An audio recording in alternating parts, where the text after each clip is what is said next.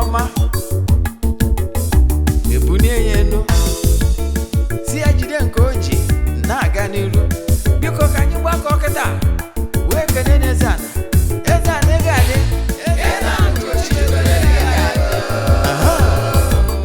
Eze-Ana ugochitubelu nwoke ọma na Oraifite ị ga-adị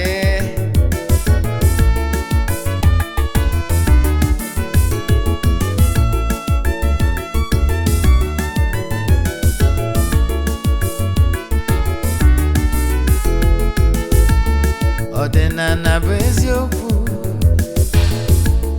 ọdịnala bụ ụzọ ndụ ịma na o nwere olu na-eti mkpu na-asị ụmụ Igbo chigharịa ụmụ Igbo chigharịa kwa mbọsị ọ na-eti